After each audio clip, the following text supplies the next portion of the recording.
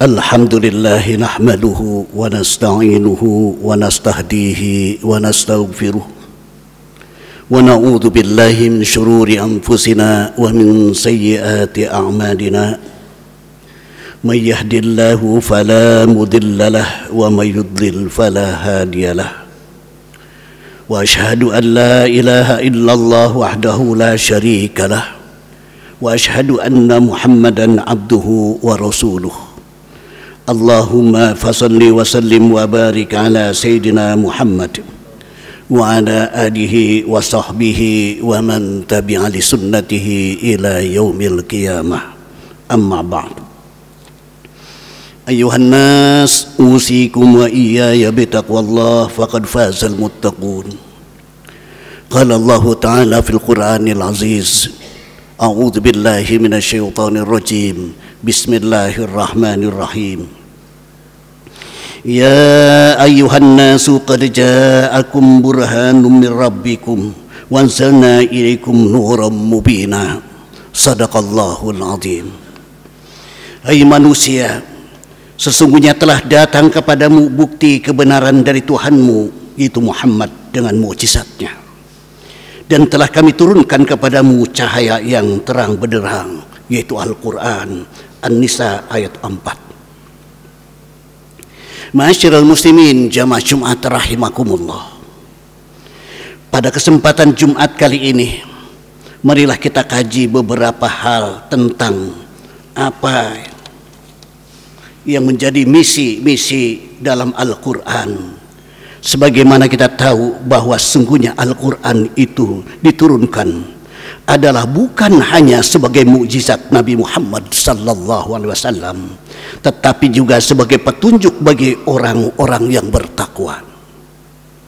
Sebagai manusia tentunya memiliki visi dan misi yang harus kita landaskan kepada nilai-nilai kebenaran dalam Islam. Misi kita yang berfungsi menjadi khalifah di muka bumi selalu menjalankan dan menyebarkan nilai-nilai kebaikan di dalamnya. Adapun misi pertama Al-Quran adalah membebaskan manusia dari ketergantungan kepada benda, membebaskan manusia dari kesyirikan. 13 tahun misi Rasulullah sallallahu alaihi wasallam sepanjang periode Mekah adalah upaya membebaskan manusia dari ketergantungan kepada benda, dari materialistik dan dari kemusyrikan. Saudara, 13 tahun di Mekah hanya menanamkan akidah, membina iman, meluruskan keyakinan, membentuk tauhid.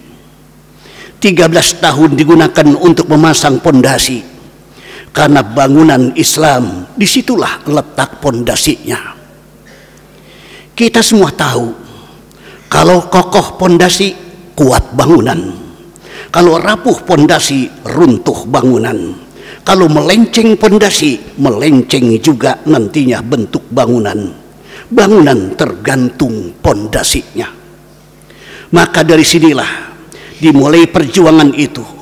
Saya bersaksi bahwa tiada Tuhan selain Allah, dan saya bersaksi bahwa Nabi Muhammad adalah utusan Allah. Berurat, berakar di hati, mewarnai kehidupan, dan pada akhirnya membentuk kepribadian. Dalam perjalanan kita sebagai bangsa, kita diajarkan oleh pengalaman bahwa kita dewasa ini bukan hanya sekedar memerlukan orang-orang pintar, tetapi juga memerlukan orang-orang benar. Bahkan rasa-rasanya lebih baik benar tidak begitu pintar daripada pintar tapi tidak benar. Orang yang benar walaupun tidak begitu pintar masih ada manfaatnya, tetapi orang yang pintar tetapi tidak benar bukan saja membahayakan dirinya sendiri, tetapi juga membahayakan orang banyak. Oleh karenanya, nilai dasar keimanan inilah yang menjadi misi utama dari Al-Quran, membebaskan manusia dari kemusyrikan dan mengajarkan bahwa satu-satunya dosa yang tidak dapat diampuni dalam Islam adalah syirik, menyekutukan Allah dengan sesuatu. Masyarul muslimin jamaah Jumat rahimakumullah. Misi kedua dari Al-Quran adalah membebaskan manusia dari ras, diskriminasi, mengikat manusia dengan jalinan persaudaraan yang berdasarkan akidah, bahwa dari manapun orang itu datang, apapun warna kulitnya, dari suku apapun dia dilahirkan, kalau akidahnya sama, dia adalah saudara kita.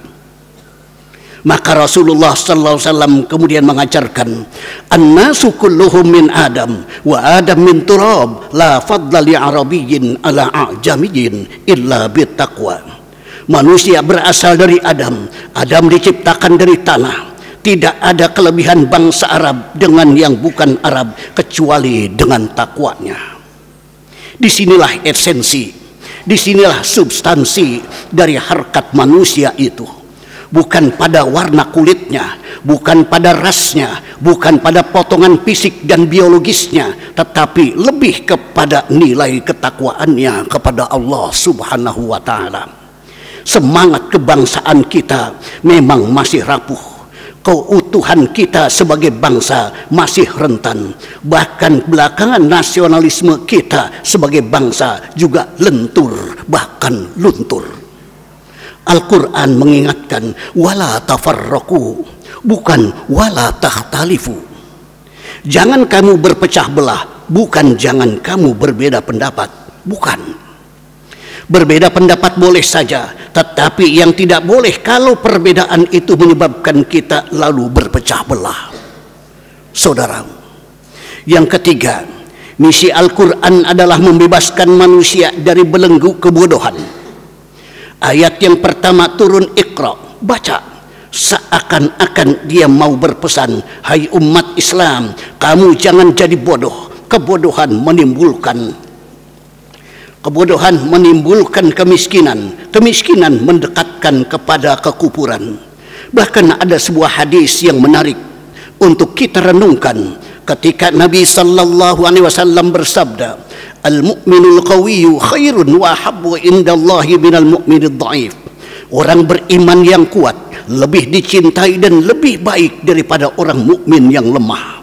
Lebih dicintai Allah daripada orang mukmin yang lemah. Kuat di sini artinya kuat fisiknya, ekonominya, pendidikannya, dan juga akidahnya. Oleh karenanya, ayat yang pertama turun masalah pembebasan manusia dari buta huruf, pembebasan manusia dari belenggu kebodohan. Ketika persaingan semakin tajam, maka dituntutlah tenaga kerja yang profesional, yang berlandaskan kepada ilmu pengetahuan untuk tampil bertahan di tengah persaingan yang sangat ketat dan tajam, seperti yang kita alami sekarang ini.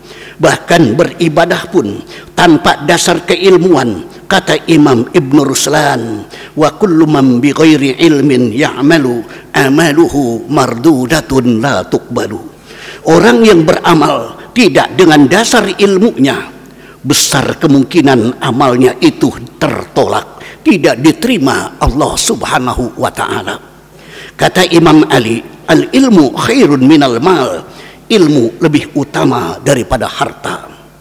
Misi yang keempat dari Al-Quran adalah membebaskan manusia dari gaya hidup sekuler. Al-Quran menjelaskan, awas, ada hidup sesudah mati, ada akhirat sesudah dunia, dan tidak ada satu perbuatan pun yang akan terlepas dari pengadilan akhirat. Tidak ada satu perbuatan pun di dunia ini yang tidak berakibat di akhirat. Inilah yang menyebabkan ada filter dalam meraih tujuan yang bersifat duniawi. Ini yang menyebabkan kita tidak terjebak menghalalkan segala cara untuk mencapai sebuah tujuan. Ada hidup sesudah mati, ada akhirat sesudah dunia. Yang kelima, misi Al-Quran yaitu membebaskan manusia dari perbudakan. Mengangkat harkat dengan derajat martabat kaum wanita. Perempuan sebelum Al-Quran diturunkan hanya berputar di seputar dapur, sumur, dan kasur. diangkat derajat dan martabatnya ketika Nabi bersabda, perempuan adalah tiang negara. Kalau baik dia, baik negara. Kalau rusak dia, hancur negara. Mudah-mudahan misi-misi dalam Al-Quran ini dapat mengokohkan keimanan dan kesadaran kita untuk selalu kita baca, pahami, dan mengamalkan nilai-nilai Al-Quran.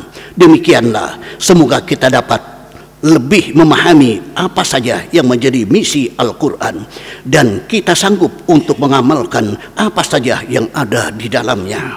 Dan semoga kita semua mendapatkan husnul khotimah. Amin ya rabbal alamin.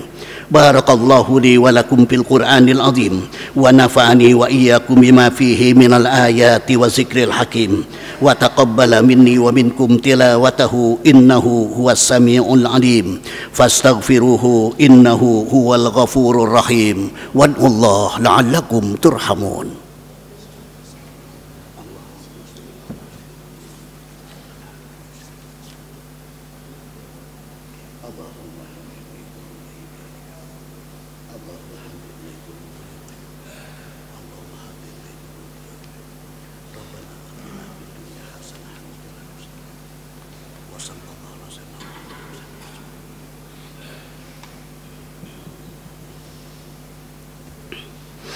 Alhamdulillahilladzi waffaqana li'ada'il jumu'i wal jama'at wa hadana ila sabil iktisabi akmalis sa'adat. Ashhadu an la ilaha illallah wahdahu la syarika lah rabbul ardi was samawat wa ashhadu anna muhammadan abduhu wa rasuluhul muayyadu bi afdalil ayati wal mu'jizat. Allahumma salli wa sallim ala sayyidina Muhammad wa ala alihi wa sahbihi ma taqabatil awqat was-sa'at. Amma ba'du, fa ya ayuhan nas ittaqullah wa hafidhu ala ta'ati wa huduril jumu'i wal jama'at. Allahumma ighfiril muslimin wal muslimat wal mu'minin wal mu'minat al ahya'i minhum wal amwat innaka sami'un qaribun mujibud da'awat. Allahumma arinal haqqa haqqa warzuqna ittiba'ah wa arinal batila batila warzuqna ijtinabah. Allahumma aslih lana dinana allati ja'altahu ismata amrina. Allahumma aslih lana dunyana allati ja'alta fiha ma'ashana. Allahumma aslih lana akhiratana allati جعلت إليها مرجعنا. ربنا لا تزغ قلوبنا بعد إذ هديتنا وهب لنا من لدنك رحمة إنك أنت الوهاب. ربنا آتنا في الدنيا حسنة وفي الآخرة حسنة وقنا عذاب النار. عباد الله إن الله يأمركم بالعدل والإحسان وإيتاء ذي القربى وينهى عن الفحشاء والمنكر والبغي يعظكم لعلكم تذكرون. فاذكروا الله العظيم يذكركم واشكروه على نعمه يزدكم واسألوه من فضله يعطكم ولذكر الله أكبر.